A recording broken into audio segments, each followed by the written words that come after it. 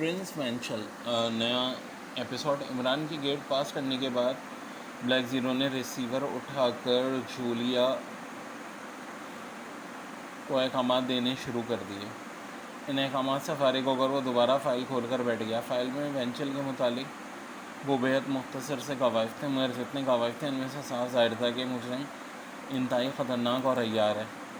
Black zero सोचने लगा कि ना जाने प्रिंस वेंचल इस मुल्क में किस मकसद के लिए आया है। इसका तो जी चाहता था कि प्रिंस वेंचल का हुआ करके यहाँ ले आए और फिर उस पर तशद्दुद करके सब कुछ मालूम कर ले, या फिर उसे गोली से उठा दे। मगर वो इमरान की वजह से मजबूर था। इमरान इस बात का कायल नहीं था। वो इस वक्त मुजरिम पर हाथ नहीं डालना चाहता था जब तक वो उसे रंगे हाथों ना पकड़े। और ज़ाहिर है सिर्फ प्रिंस वेंचल को पकड़ लेने के बाद चाहे वो कुछ भी क्यों ना कहें, उसके जुर्म का कोई सबूत नहीं मिलेगा। और फिर उसे मालूम था कि ऐसे मुजरिम बाकायदा कानूनी ज़राए से मुल्क में आते हैं ताकि इनका सफारत खाना इन्हें कानूनी तहफ़्फ़ुज़ दे सके। चुनांचे बगैर किसी सबूत के उसे पकड़ लेने से ये भी मसला खड़ा हो सकता था कि इस मुल्क से ताल्लुकात बिगड़ भी सकते थे। इसलिए इमरान का तरीक़ेकार ही ठीक था। अभी वो इसी सोच बाजार में घूमता कि अचानक कमरा सीटी की तेज़ हवा से गूंज उठा और ब्लैक ज़ीरो सिटी की आवाज़ सुनते ही बुरी तरह चौंक पड़ा। इसने बड़ी फुर्ती से फ़ाइल बंद करके दराज में डाली और मेज़ के किनारे पे लगा हुआ एक बटन दबा दिया।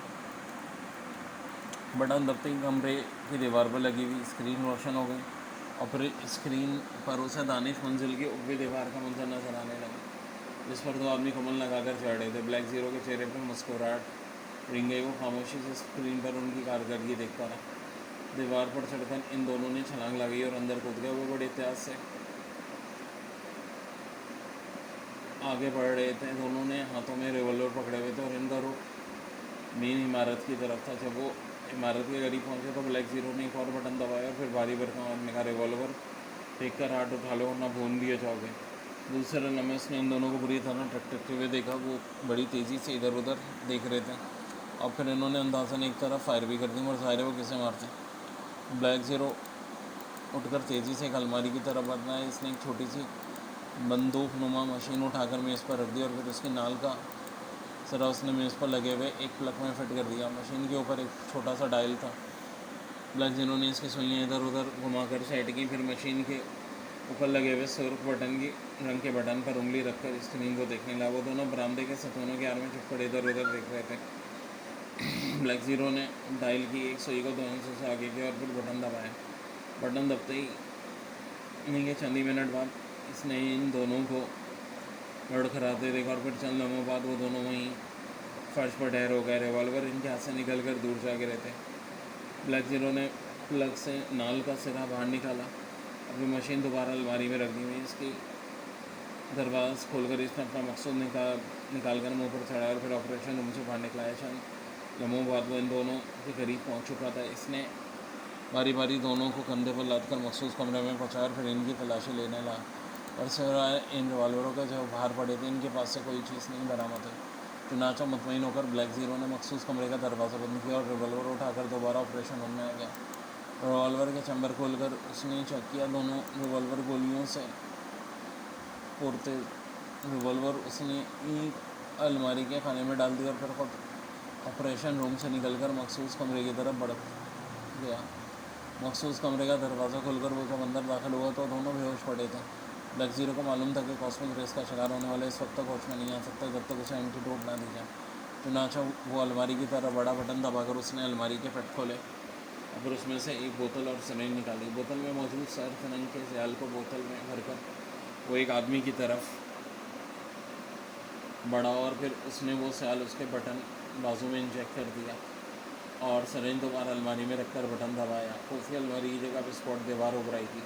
ब्लैक ज़ीरो दूसरे कमरे के कोने में रखी थी कुर्सी पर इत्मीनान से बैठ गया।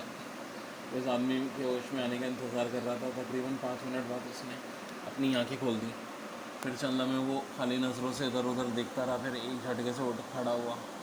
अब उसकी आंखों में शऊर की चमक उभर आई थी और फिर जब उसने सामने बैठे हुए कुर्सी पर नकाबपोश ब्लैक ज़ीरो को देखा तो उसने बिगड़ाकर बोला, इधर उधर देखा, कौन हो तुम और मैं यहाँ कैसे आया? उसने उछलकर खड़े होते हुए कहा। इसका लहजा बेचाराना था। ब्लैक ज़ीरो इसकी तरफ से मुतमईन कुर्सी पर बैठा उसे देखता रहा। नौजवान, तुम इस वक्त मेरी कैद में हो और तुमसे शराफत की उम्मीद नहीं, और फिर भी तुमसे ये कहूँगा, तुम शराफत से मेरे ख्यालों के सही जवाब दो। ब्लैक ज़ीरो ने इंतहाई सख्त लहजे में कहा। अजान चल्ला में बड़े गहरे अंदाज में ब्लैक ज़ीरो को देखते रहा। फिर इसके चेहरे पर एक मुस्कुराहट सीटिंग गेयर में तुम्हारे सालों के जवाब ना दूँ, नौजान ने गंभीर लहजे में कहा। मुझे तुमसे हिसाब का बहरहाल तुमसे निकलवाना मुझे आता है। जहाँ तक सवालों के जवाब है तो तुम्हें देने ही पड़ेंगे। इससे पहले कि ब्लैक ज़ीरो की बात खत्म होती, नौजान ने अचानक बिजली की तरह से उछलकर ब्लैक ज़ीरो पर छलांग ला दी। मगर ब्लैक ज़ीरो ऐसे सूरत के लिए पहले से तैयार था। इसने बैठे बैठे से टांग आगे कर दी और नौजवान इस तरह उछलकर कमरे की पिछली दीवार से टकराया जैसे गेंद दीवार से टकराकर वापस पटकती। और इसी लम्हे ब्लैक ज़ीरो उठ खड़ा हुआ। नौजवान दीवार से टकराकर दोबारा उठा और इसने एक बार फिर ब्लैक ज़ीरो पर छलांग ला दी। इसके अंदर से ऐसा मालूम हो रहा था जैसे पागल हो गया। अभी आधे रास्ते में होगा कि ब्लैक ज़ीरो ने बड़ी फुर्ती से कुर्सी के पाए पर एड़ी की ठोकर मारी और कमरे की दीवार में एक शीशे की दीवार गिरती चली गई। वो नौजवान इस दीवार से टकराया और दूसरे लम्हे ब्लैक ज़ीरो के दिमाग में जैसे बम बनकर फटा, क्योंकि जैसे ही नौजवान दीवार से टकराया एक कान फाड़ धमाका और ब्लैक ज़ीरो को महसूस हुआ जैसे कमरा रेस जोन में तब्दील होकर उसके ऊपर आ गिरा हो। ब्लैक ज़ीरो भी इस हौलनाक धमाके से मुँह के बल फर्श पर गिर गया और दूसरे लम्हे उस पर शीशे की खिड़कियों और मलबे की जैसे बारिश हो गई। अब ब्लैक ज़ीरो के जहन में जैसे अंधेरा फैलता चला गया। एपिसोड